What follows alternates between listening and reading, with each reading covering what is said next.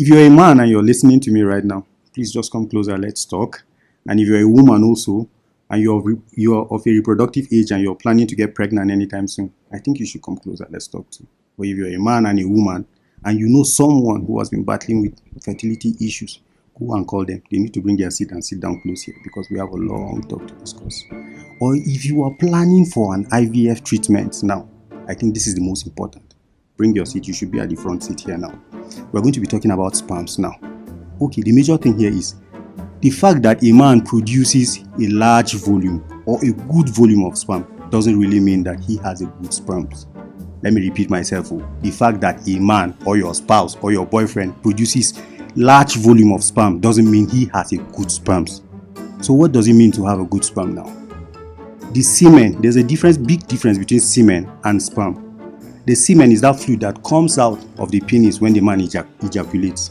And then the sperm is just a component of that semen. I said what? A component of that semen that is very vital and it is key when you want to achieve pregnancy. So how would you know if you have a good sperm or a bad sperm? It's simple. You can just go to any reputable hospital or lab that have an andrologist. A what? Andrologist. Because those are the set of people who are in charge of analyzing sperms and then giving you a clear details of your reproductive status. So all you need to do is they will give you some instructions. Abstain for 2 to 3 days and then you produce a sample. Why do you need to abstain for 2 to 3 days in the first place? You need to abstain because it is at that point that you get a good and healthy sperms. If you abstain for more than 2 to 3 days, there's a high chances that you produce more of dead sperms and you bring it and it will also affect your results. And if you abstain for less than 2 days, you can also produce a lot of immature sperms. So the sperms will just be swimming, but they're not really mature. So it also has an effect on your results. So you produce your sperms and then you bring it to them in the lab. What do? They analyze the sperms under a microscope. And then they tell you there are 3 parameters that they check before they tell you whether your sperms are good or they are bad. They check the morphology, the motility, and the count. The morphology is just the way the sperms look, how they appear in nature, whether they get big head or whether they have a normal shape, because there's a normal shape and there's an abnormal shape. So when a good fraction or a good number are in good shape, then you can say that yes, it has passed that.